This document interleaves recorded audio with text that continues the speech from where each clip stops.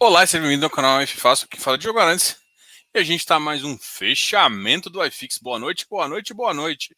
E hoje vamos vir com os dados do relatório Focus. Tem hora que a gente, eu acho que eu ia zoar, tem hora que eu me sinto um palhaço apresentando um show de barbaridades, mas não foi essa a intenção que eu quis dizer, né? A intenção era mais de brincadeira aqui, porque às vezes eu olho para algumas coisas, como eu olho no relatório Fox e vejo que parece que a galera tá zoando com a nossa cara. Antes até de falar disso, existe uma discussão. é, eu tenho uma tese, né? Assim, minha tese que eu gosto de fazer é o seguinte: eu gosto de me preparar para o pior e quando vem o melhor eu ganho mais dinheiro, né?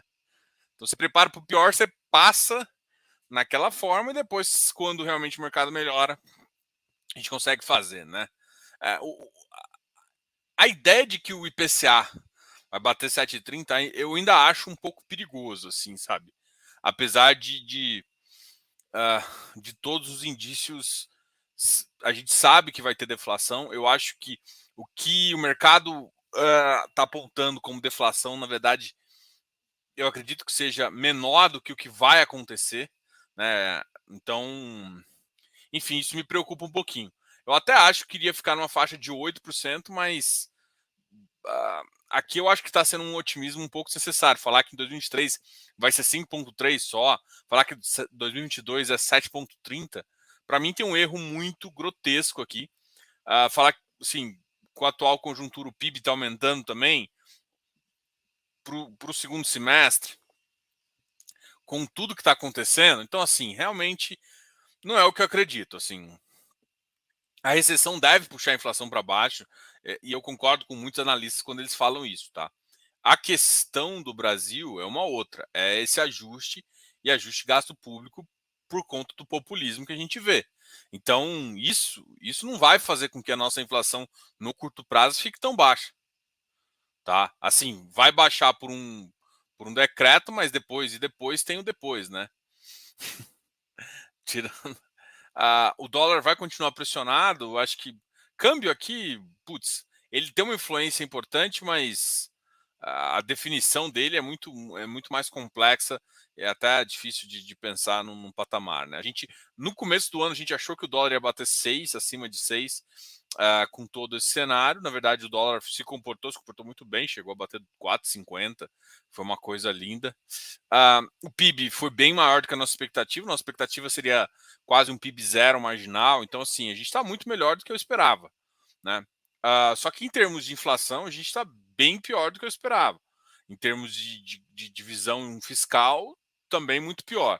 E esse impacto de troca de inflação para futuro, ainda pensando que uma recessão global vai fazer, eu acho que o impacto vai ser muito maior do que está contemplado aqui, né? De qualquer forma, a gente sempre olha isso aqui e é uma boa referência do que os maiores caras estão pensando, né? É que eu acho que às vezes os caras são meio otimistas assim e pretendem. Eu prefiro tratar de uma segunda forma. Preparar para o pior e ficar feliz com o melhor, do que preparar para uma coisa e de repente ficar muito melhor. Assim, até o momento atual, eu tive que fazer alguns ajustes pela minha convicção, mas a convicção aqui, o que eu vejo hoje não muda muito em termos de melhoria, tá? É, assim, e até foi uma discussão com o pessoal lá no Close Friends na segunda-feira. A gente fez um bate-papo na sexta-feira e eu comentei sobre isso também. Eu vejo muita gente falando de deflação de 7, 0,82, 0,5. Eu tenho ainda alguns receios, porque os próprios índices intermediários não ficaram nos níveis tão baixos quanto deveriam estar. Então, assim, vai ter? Vai. A magnitude não vai ser tão alta quanto muita gente está esperando.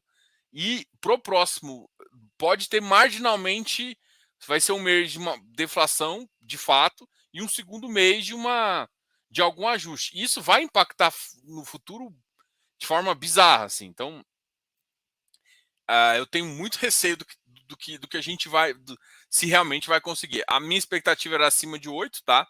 A minha expectativa ainda existe. em termos de inflação, em termos de Selic, a minha expectativa é 14. Ah, Diogo, pode ser que o Banco Central só chegue até 3,5? Pode, pode, mas é bom que ele tem 90 dias para pensar, basicamente. Não, 90 não, né? Porque se for pensar que o cupom está daqui a uma semana, então, uma semana? É isso mesmo, Diogo? É isso mesmo, produção? É isso mesmo? É isso mesmo, produção. Daqui a mais ou menos 10 dias, né? Porque na verdade na quarta a gente está na segunda, né?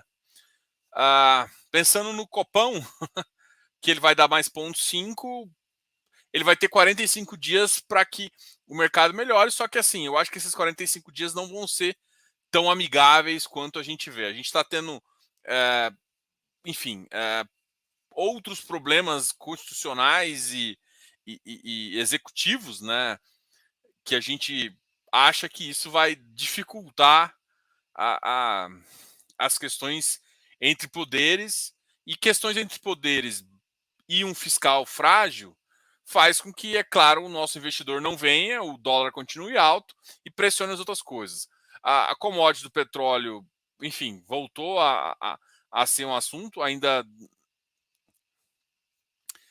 para o segundo trimestre, é uma das mais prováveis de alta ainda, enquanto o resto, que depende um pouco de economia e de China, que seria minério e aço, são coisas que a gente já imagina que vão cair, né? Então, todo mundo achando que a Vale estava barata, é muito possível que pode ficar ainda mais, mesmo ela tendo resultado sólido, mesmo ela sendo uma puta de uma empresa, mas em termos gerenciais, a gente acredita nisso. Pelo menos essa a nossa tese econômica para a gente. É, e é assim que a gente trata os mercados.